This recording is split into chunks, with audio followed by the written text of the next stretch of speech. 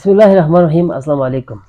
Voice T V کے plate form سے programme عدم اعتماد کے ساتھ میں ہوں سہیل حسن. محترم ناظرین، تقریباً محرم الحرام کے مہینے کے گیپ کے بعد ہم ایک بار پھر اپنے پروگرام کے ساتھ آپ کے خدمت میں حاضر ہوئے ہیں. محترم ناظرین، جیسے کہ آپ سب جانتے ہیں کہ آج کل پاکستان کی جو سیاسی صورتحال ہے وہ بہت تبدیل ہو چکی ہے اس ایک مہینے کے اندر، جس میں ہماری جو پاکستان کے نگراں حکومت ہے وہ آپ آ چکے ہیں، اور ساتھ ہی ساتھ پاکستان تحریک انصاف کے جو چیئرمین ہے عمران خان، وہ اب جیل میں ہیں. ساتھ ہی ساتھ پاکستان میں جو 2 دن پہلے مسیحی برادری کے اوپر جو ظلم ہوئے تھے، جس میں ان کے 4 چرچ اور 20 گھرانے جلا دیے گئے تھے، اس کے بارے میں بھی ہم اپنے آج کی اس پروگرام میں بات کریں گے. تو مزید تاخیر کیے ہم اپنے پروگرام میں موجود پینلز کی طرف بڑھنا چاہیں گے. سب سے پہلے تو میں اپنے پینلز کو اس پروگرام میں ویلکم کرتا ہوں ایک مہینے کے بعد. تو ڈاکٹر مرتضیٰ صاحب، پاکستان کی جو نگراں سیٹ اپ ہے اس کو آپ کس نظر سے دیکھتے ہیں؟ بسم اللہ الرحمن الرحیم. بہت شکریہ سہیل بھائی. پاکستان کا جو نگران سیٹ اپ حکومت بنی ہے، نگران سیٹ اپ کہتے ہی ہمارے ذہن میں فوراً یہی خیال آتا ہے کہ جو سیٹ اپ آ رہا ہے وہ نگرانی کے لیے آ رہا ہے، یعنی کوئی 5 سال کے ٹینور کے لیے نہیں آ رہا ہے. پاکستان کا جو نگران سیٹ اپ قانونی طور پر، آئینی طور پر وہ اس لیے آتے ہیں تاکہ وہ فری اینڈ فیئر الیکشن کرائے. پاکستان کا جو نگران وزیر اعظم، جو 8واں وزیر اعظم ہے جناب انوار الحق کاکڑ صاحب بحیثیت نگران وزیر اعظم پاکستان جو ابھی موجود ہیں، اس کا انتخاب قانونی طور پر وزیر اعظم پاکستان اپوزیشن لیڈر کی مشاورت سے کرتے ہیں.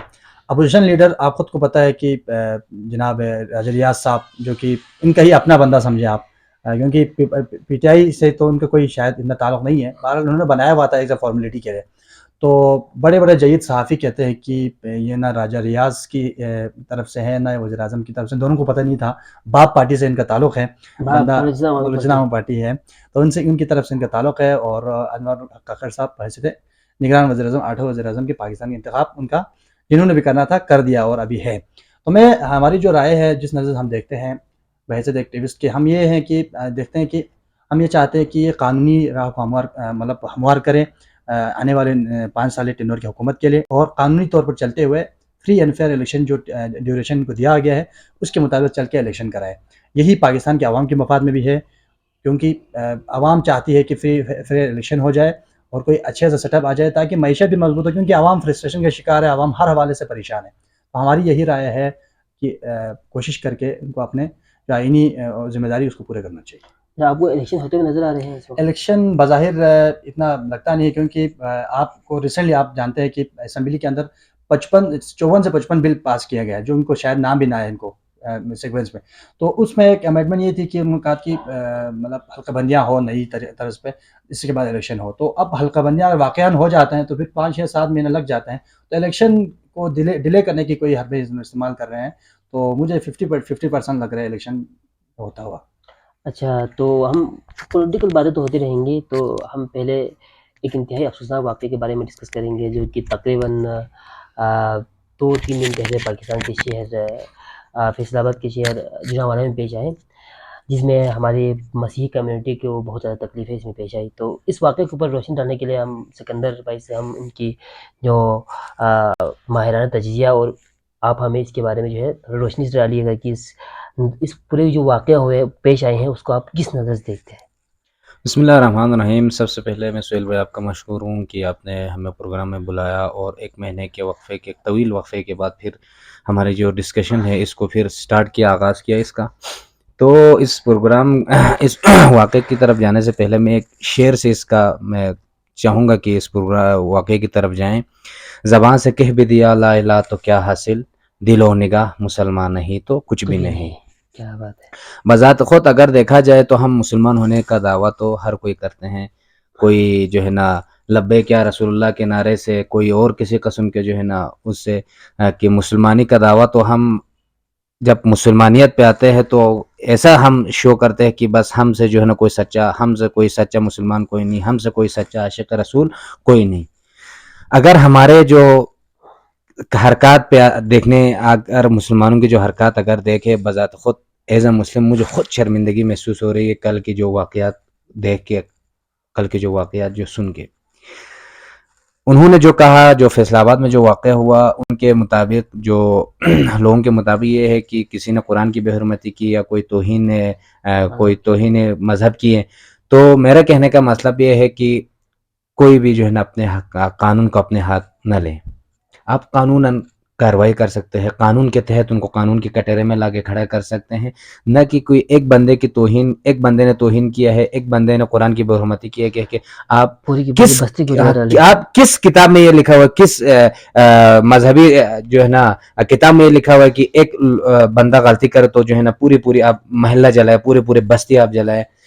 جس دن یہ واقع ہوئے ہیں سوشل میڈیا کے تھرو میں دیکھ رہا تھا کہ لوگوں نے جو ہے نا راتیں جو ہے نا کھیتوں میں گزارے, لوگوں نے جو ہے نا دوسروں کے جو ہے نا گھر میں جا کے گزارے, پناہ لیے.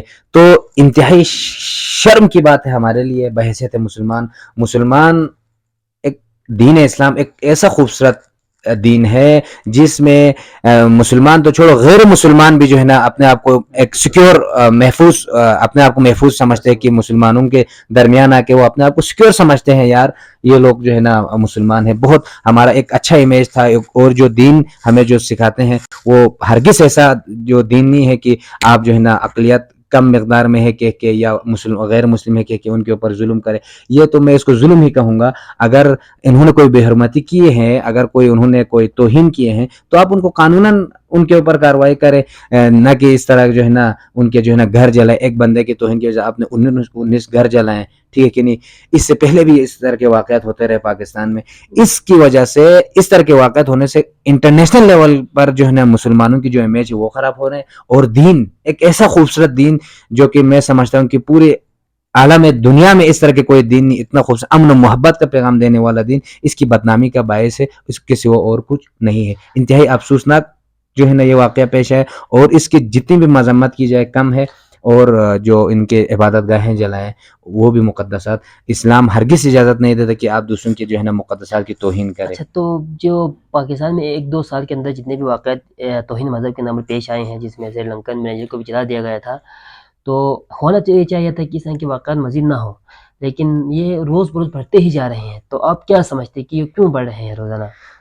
اس کا جو مین جو بڑھنے کا جو مین جو نقطہ یہ ہے کہ یہ ہمارے یہاں پہ جو ایک تو جو بالکل جو مذہبی جو ایکسٹریمسٹ ٹائپ کے جو لوگ ہیں, جاہل لوگ, انتہائی جہالت, جو کہ آگے سے جو بولتے ہیں بس اسی کو سب کچھ سمجھتے ہیں. اندھا تقلید ہم اس کو کہہ سکتے ہیں کہ آگے سے کوئی مولوی ہو گیا یا کوئی اور, ان کے جو ہم ہر کسی کا احترام کرتے, جو جتنے بھی مذہبی جو اسکالر ہر کسی کا احترام کرتے, لیکن جو آگے سے جو بولتے ہیں ہمیں بھی تھوڑی تحقیق کی ضرورت ہے. نہیں تو جب سری لنکا کے مینیجر کو جلایا, اس کو جو ہے نا مارا, تو لوگ لبیک یا رسول اللہ کے نعرے لگا کے اس کو جو ہے نا مار رہے تھے, اس کو جلا رہے تھے. آپ مجھے یہ بتائیں کہ ایک بندہ جو ہے نا لبیک اور اللہ اکبر کے نعرے سے کسی غیر مسلم بھی ہو, اس کو جب مار رہے, اس کو جلا رہے, تو اب کیا پیغام دنیا آپ سے لے رہے ہیں؟ ہمیں یہ سوچنا چاہیے. یہ سیاسی ایکسٹریمسٹ اور جو ہے نا میں یہ بھی کہہ سکتا ہوں کہ 1-2 تنظیمیں ایسے ہیں جن کو ٹھیک ٹھاک فنڈنگ ہو سکتا ہے, ان کو فنڈنگ ہو پیچھے سے کہ اس طرح کے واقعات, تاکہ پاکستان کا نام بدنام ہو, پاکستان میں جو رہنے والے مسلمان بدنام ہو. ان کی بدنامی کے لیے بھی لوگ کوئی اس کے پیچھے مجھے جو ہے نا سازش کی بو جو آ رہی ہے, تو انہی کے ہاتھ ہے اس طرح کے واقعات میں. نہیں تو اگر ہماری جو انتظامیہ ہے وہ اسٹرکٹلی ایکشن لے, یہ کوئی پہلے واقعہ نہیں, اس سے پہلے بھی واقعہ یہ جو ہے نا تقریباً 2 سال یا 3 سال پہلے ایک بینک مینیجر کو گولی مارا سیکیورٹی گارڈ نے. اس سے پوچھا گیا تو اس نے بھی یہی بتایا کہ بس اس نے توہین کیا تھا. حالانکہ کی دیکھو نا پرسنل دشمنی, بعد میں پتہ چلا کہ اس کی اپنی ذاتی کوئی دشمنی تھی. تو اس وجہ سے اگر قانون اگر ان کو اپنے شکنجے میں صحیح سے لیتے ہیں, یا قانون پوری طور پر اگر اسٹرکٹلی ایکشن لیتے ہیں, تو جو نئے جو اس طرح کے واقعات ان میں کمی آئیں گے. ادروائز اس طرح کے واقعات میں کمی آنا کافی مشکل ہے. چلوں کیونکہ پاکستان میں مذہبی انتہا پسندوں کی روک تھام نہیں ہے. ان سے ہمارا قانون اور ہمارے قانون کو نافذ کرنے والے ادارے بھی ڈرتے ہیں. ایسا نہ ہو کہ ہم پہ بھی کوئی مذہب کا جو پازیٹیو چیز ہے, حساس ہے, اور مذہب کارڈ کو غلط استعمال کرتے ہیں, جس کی بنا پر اقلیتوں کے ساتھ بھی یہ واقعات ایک پہلا واقعہ نہیں, ایسا ہوتے رہتے ہیں.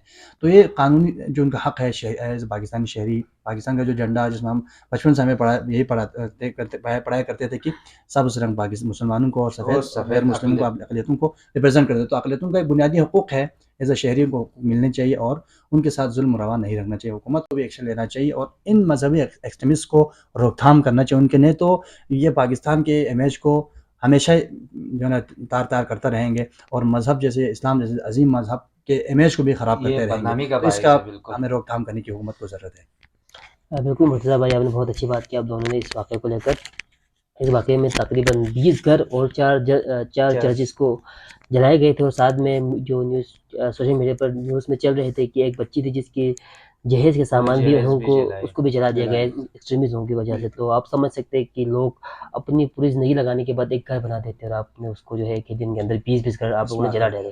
تو یہ انتہائی افسوسناک واقعہ ہے.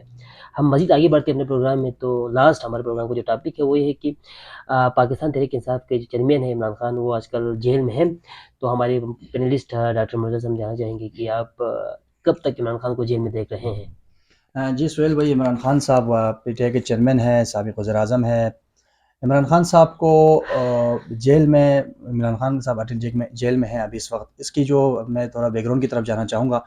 عمران خان صاحب جب وزیر اعظم تھے تو وہ گئے تھے سعودی کنگ سے ملنے. تو کوئی بھی پبلک آفس ہولڈر جب باہر جاتے ہیں تو کوئی تحفہ ان کو ملتا ہے، تو ایک جگہ ہے پاکستان میں، ایک سسٹم ہے، اس کو توشہ خانہ کہا جاتا ہے، وہاں رکھا جاتا ہے. تو ان پر بھی یہ الزام تھا کہ ان کو کوئی گھڑی تحفے میں دیا گیا تھا، تو وہ انہوں نے قانونی طور پر لیا نہیں یا لے کے کسی کو بھیج دیا. اس سلسلے میں ان کے اوپر کیس تھا.